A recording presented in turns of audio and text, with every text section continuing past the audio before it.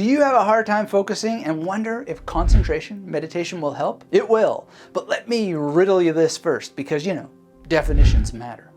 Have you ever asked, what is concentration exactly? When you think about the word concentration, what comes to mind?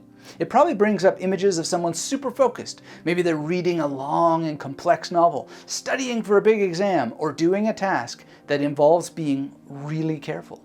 Well, yes, those things might be involved, but not necessarily. So let's start thinking about concentration by thinking about it as circles.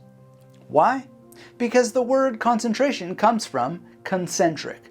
That means having a common center. Common with whom or with what? Well, that's where things start to get really interesting, and the meditations for focus and concentration you're about to discover will help you find the center of concentration and accelerate your ability to enter into deeply focused states at will.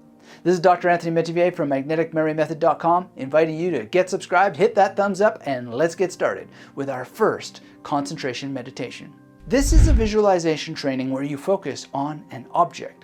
Now, it's useful to meditate on what an object actually is, because pretty much everything that appears in your awareness is an object, including any ideas you have about yourself or the meditation experience.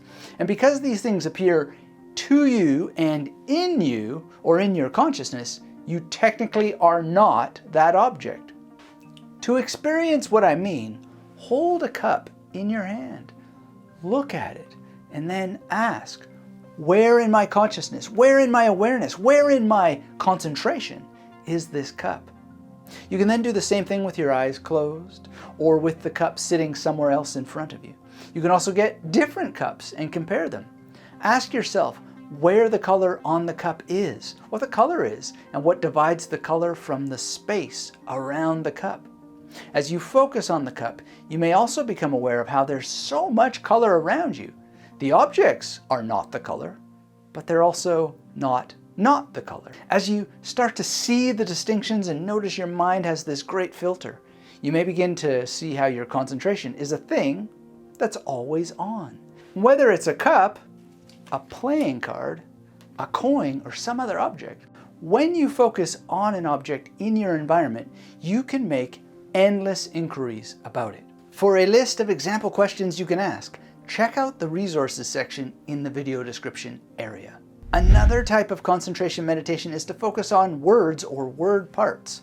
In this way, we can concentrate and meditate on the nature of language to boost our concentration. The words you choose are up to you, but I suggest you start small. For the first exercise, take a word like cat. Spell it forwards and backwards, then spell it out of order like CTA and TCA. As you progress, choose more complicated words. Spell them forward and backwards, then spell them out of order. For a real concentration challenge, spell them forward by reciting only the odd letters, then only the even numbers backwards. So example becomes EAPELMX.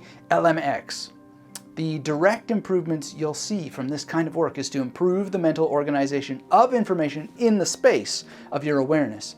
Exercises like these come from Harry Kinay's multiple mentality course, and I've been using them for years to boost my concentration. If you don't know Kinay, the dude could focus so well that he was able to write 2 different texts at the same time, upside down, while reciting newspaper headlines from memory.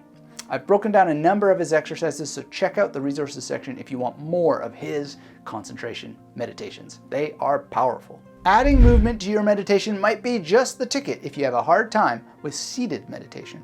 This could be a traditional walking meditation. For example, I mentally recite long-form Sanskrit I've memorized while walking around. But it can also include things like learning how to juggle, something that forces you to focus. For an additional challenge, add reciting the alphabet backwards or spelling words out of order as we've already discussed.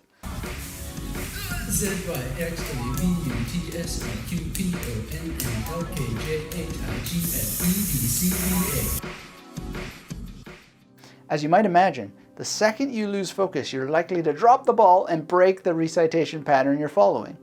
Many movement-based activities that involve you being 100% present is a great meditation. Gary Weber talks about number skipping in Happiness Beyond Thought. It's a very challenging and very powerful concentration meditation. We'll start with a simple version of this mindfulness meditation, but I would encourage you to read the book to go deeper. Begin by counting 10 breaths in and out. 1 breath in and out is 1. in and out, 2, in and out, 3, all the way up to 10. Then you'll move on to the skipping. In and out 1, in and out with nothing represented in the mind, in and out 3, in and out, nothing, in and out 5, in and out, nothing. You'll actively count the odd numbers in your mind, while the even numbers are just space. And because this is kind of like don't think of a red car, it can be difficult to do. Suppressing the even numbers is hard because you're telling yourself not to think of those numbers. You'll represent the even numbers by giving yourself the command not to represent them. Easy, right?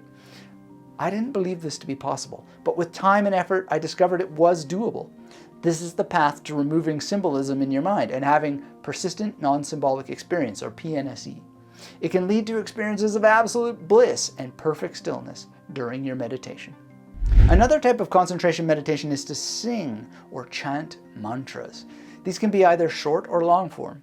Chitameva mahatosham, chitameva hi balakaha, chitameva. You might be wondering about this word mantra. What does it mean? From what I've learned about Sanskrit, it works like this.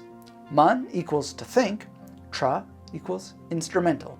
The word mantra may feel really spiritual or woo, and as I covered in my TEDx talk, I even avoided it for years because of this association. If it isn't scientific, it's woo-woo. It's the enemy. But then I discovered some mantras that are actually uber atheist in nature, so I started simply with something called kirtan kriya, which is just 4 syllables. In Sanskrit, it's sata nama, or you can try the Chinese ame to fo. I then moved on to Sanskrit that is much more complex, the Ribhu Gita from Evolving Through Thought by Gary Weber. This text and many others I've memorized in Sanskrit contains semantic content in the form of either self-inquiry prompts or lessons. My current favorite is the Nirvana Shatakam, sometimes called the Atma Shatakam, which is a negation concentration. Remember how I talked about how we are not the objects that appear in our consciousness? This text helps you when you memorize it. For example, the opening line basically translates to, I am not my mind, I am not my memory, I am not my nose or my ears. Instead, I am the consciousness in which these things appear. Meditating on this aspect of consciousness helps you pay attention to the fact that the very idea of your mind and memory appear in you, but they are not you. Instead, you are the witness to those things. Memorizing the Nirvana Shatakam can be a good way to really feel into this idea. The good news is, it's not that hard to memorize, and it's fun to sing. If you need help memorizing it, I suggest my book, The Victorious Mind, How to Master Memory, Meditation, and Mental Well-Being. To enter concentration on demand comes down to memory, specifically what is called procedural memory. Overall, the quality of your memory is the quality of your life, and the quality of your practices comes down to your ability to remember to practice. The exercises and meditations you learn today will help you improve the quality of your memory, and again, there are more concentration meditation routines for you in the resources section below. To make concentration something you can establish on demand, let me first thank you for the view and thank those who support this channel as members. You can click join below to do so yourself and take my free course at magneticmemorymethod.com/YT to continue the self-improvement adventure. As you do, remember these 2 points for maximizing your success. First, always study multiple teachers of multiple practices, but not at the expense of following through with a single kind. That's why, second, I strongly recommend focusing on one teacher at a time for at least 90 days to explore their nuances and implications. I didn't pull that number out of a hat, and it's not one I would willingly choose, but it's the one that works. The one I followed many times before, and I followed it based on science, not opinion. So always remember, the concentration you seek comes to you from treating the process as a marathon, not a race. It's a journey, and whatever destination you have in mind is what? It's an object that appears in your consciousness. But those who try to race and never give each teaching enough focus over a long enough period of time risk never learning the skills they want at all. If this point makes sense to you, yet you're still stuck in a life that involves bouncing around from one thing to the next and never getting results, I suggest you watch our community's video on developing mental strength next.